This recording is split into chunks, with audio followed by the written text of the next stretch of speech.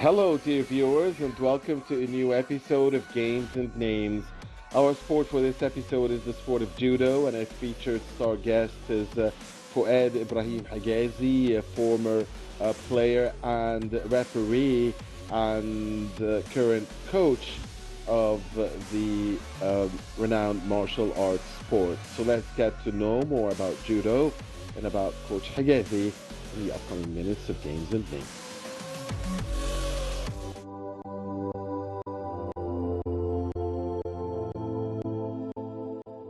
Judo was created as a physical, mental, and moral pedagogy in Japan in 1882 by Jigoro Kano. It is generally categorized as a modern martial art which later evolved into a combat and Olympic sport. Its most prominent feature is its competitive element, where the objective is to either throw or take down an opponent to the ground, immobilize or otherwise subdue an opponent with a pin, or force an opponent to submit with a joint lock or a choke. Strikes and thrusts by hands and feet, as well as weapons defenses, are a part of judo, but only in pre-arranged forms, kata, and are not allowed in judo competition or free practice randori. The judo practitioner is called a judoka. The philosophy and subsequent pedagogy developed for judo became the model for other modern Japanese martial arts that developed from Koryo. Contest is a vitally important aspect of judo. In 1899, Kano was asked to chair a committee of the Dai Nippon Butoku Kai to draw up the first format set of contest rules for Jiu-Jitsu. These rules were intended to cover contests between different various traditional schools of Jiu-Jitsu as well as practitioners of Korokan Judo.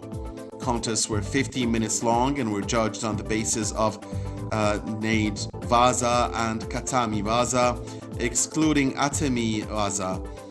Wins were by 2 ippons, awarded in every 4 main different path of winning alternatives: by throwing, where the opponent's back strikes flat onto the mat with a sufficient force, by pinning them on their back for a sufficient amount of time, or by submission, which could be achieved by a shimiwaza or a kansito waza, in which an opponent is forced to give himself or herself up or summon referees or corner judges stoppage.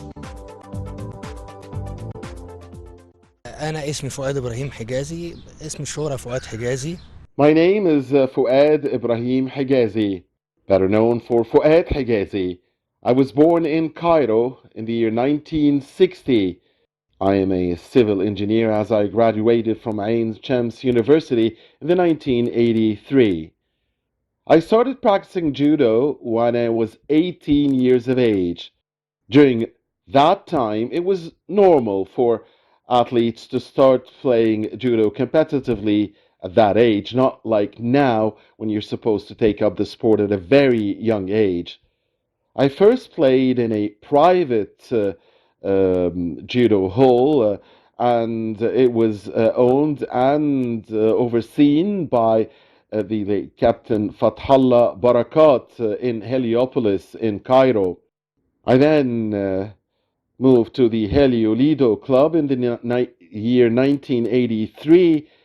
I was lucky enough to win several national championships and become a regular member in the national team before I retired in 1987 and moved on to refereeing for a few years and then into coaching. Despite the fact I did win many national championships and I represented Egypt in several international competitions as a player, I consider that my biggest achievement is the fact that I trained and oversaw the development of many talented judo players over the course of the years. And that came through the Judo Home Academy that I reopened in the year 2004 in honor and in memory of my great coach Fathallah Barakat. And you'll be surprised if I'll tell you that I consider that my biggest achievement, along with bringing up different talented players in several generations over the years in the sport of judo, is the fact that I represented Egypt in the year 2014 in the Veterans World Championship in Malaga in Spain. I was the first Egyptian to participate in the Veterans World Championship. I was also the first Arab to do so, and I was awarded an honorary medal by the International Judo Federation for my participation and my performance there.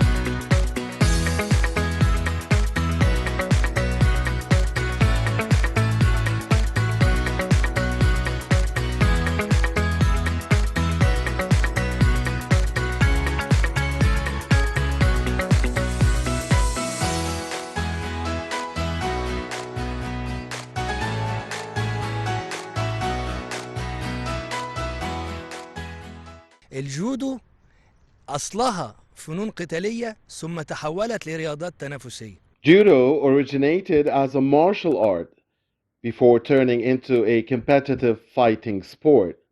And judo is really very different from all other competitive fighting sports. It is called the gentle way of martial arts or gentle way of competitive fighting sports. And the sport of judo depends mainly on the mind more than the fitness or the tactics. It is mainly dependent on the brains, the mind, the strategies, and thus it differs from all other martial arts or competitive fighting sports. Jokuro Kano, the founder of judo, was really a very special person. He was an academician. He studied economics and political sciences, and he also studied fitness and physical education. And thus, he laid out a foundation for the sport based on scientific methods on different levels. Um, Judo, unlike 90% of other sports, I dare say, depends on studying, on teaching and learning more than practicing the sport itself. And I might say that this idea is even clearer in this millennium, especially with the entrance of biomechanics into sports in general. And thus, I can say that judo is considered a science like medicine, engineering, commerce, or really any other science. And that came again through Jigoro Kano, the founder of the sport, who had a goal, when he founded that sport, of not just bringing out successful athletes or champions, but bringing out lawful citizens, good citizens who benefit society. At that time, yeah, and during the era of the world wars, he wanted to get Japan back to the lead in the world scene. So judo was one of those means of getting Japan back to the top. And this is why judo is called a way of life. It's perhaps the only sport that can be described this way, because it is based on scientific, social, and other um, dimensions and methods. So, judo is, we call it a way of life.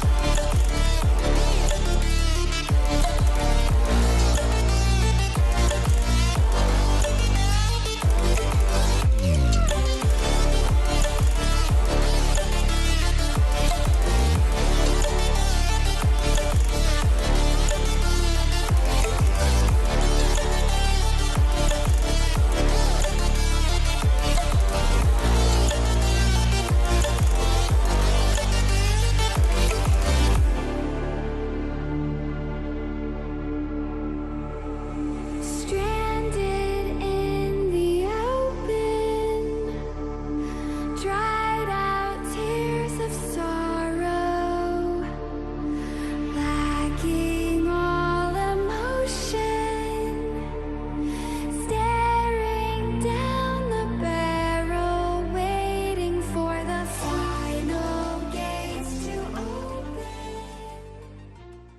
So judo for Japanese people is a way of life. It's a lifestyle. It's life itself. It's something very, very special. They have over there, of course, universities for judo. It's and the basis for that was, of course, Kodoka. It's a place where you learn the way of life. You learn judo. In preparatory schools in Japan, it is obligatory for all students to learn judo, sumo, aikido, and other sports. It's selective in elementary, but is obligatory in preparatory stages, and of course in secondary stages, and they get to learn more and more in university, and it is from there, from the Kodoka, where most of the players that represent Japan internationally come from. In fact, also in the Japanese police, for instance, they have to learn judo. They have to learn also about sumo, aikido, and other sports. And I remember when I personally went to Japan, and with my national team peers, we camped with the Japanese police, and we used to, learn from them how to best practice judo and other sports that are considered a way of life in Japan. Um, Japan, of course, holds a very special position, status in the sport of judo internationally. It is the place of innovation, creation, development for the sport, and there has been advancement in Europe, in the West in general, in Russia and in the East, but we always go back to Japan to learn the newest things about judo and the oldest things which are the most beautiful. Again, the sport which depends on the mind and then the tactics and technique, but the mind always comes first. It is a sport for all. It is a sport for those with special needs, even the visually impaired, for men, for women, for boys, for girls, for different age categories. Because again, it depends on the mind and on biomechanics and not power or strength mainly.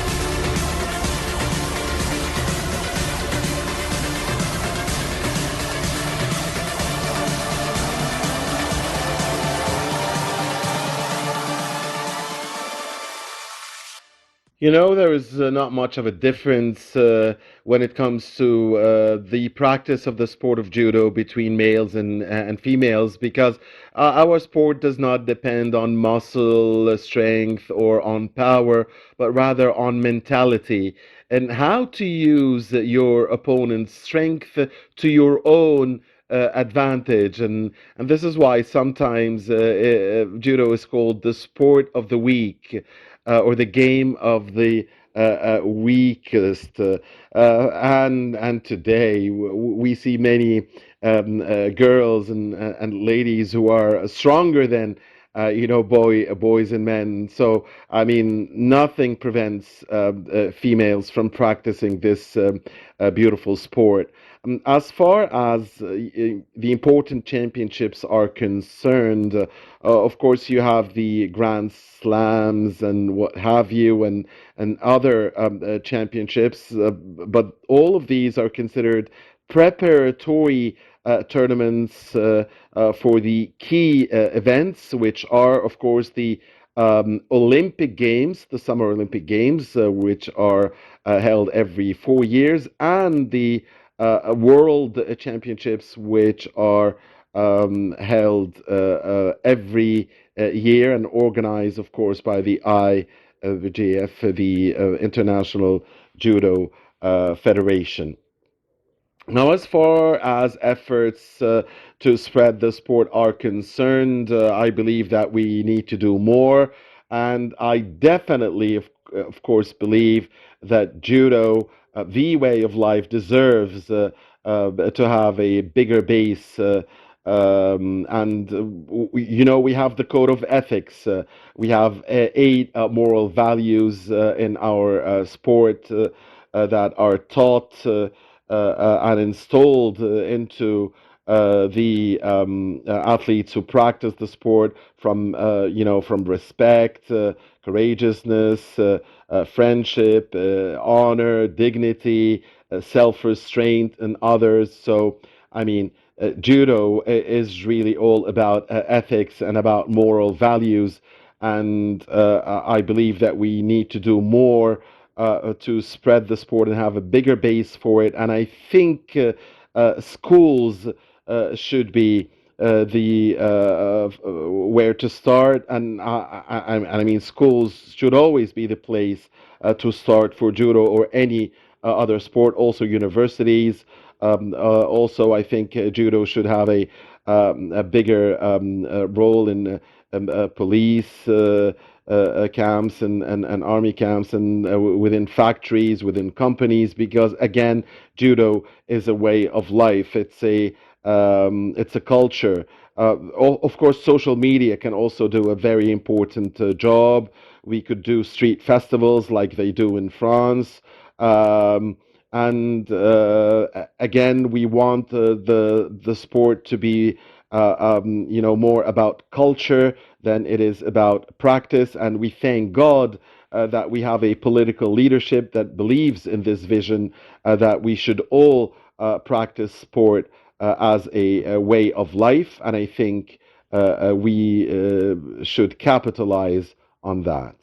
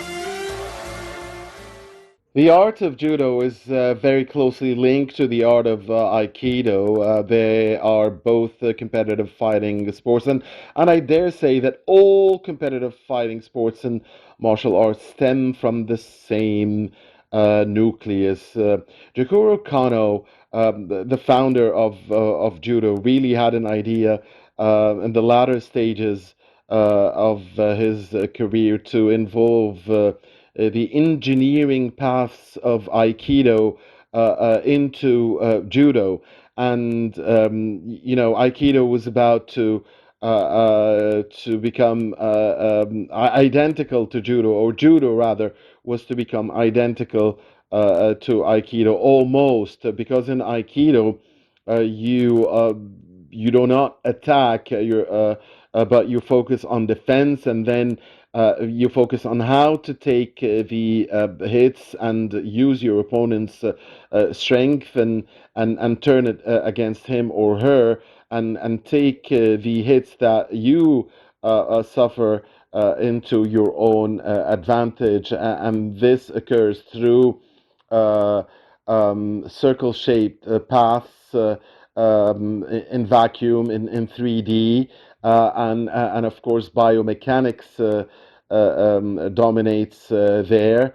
So again, there is a very close link between Aikido and Judo. We do have in Judo throws, the encircling throws, spin throws, spiral throws, and that again is very close to what happens in Aikido. As far as my um, dreams are concerned, I really dream about an Olympic medal for Egypt in the sport of judo. An Olympic medal saves you the work of 10 years. I dare say it helps to spread the sport and bring in a bigger base and more finances and also I dare say that Egypt is very capable. After all, we are a 100 million strong, and Egypt has great capabilities in all domains. And we just need an conducive, productive, and just atmosphere with the support and sponsorship, and you'll see what Egyptian youth can do.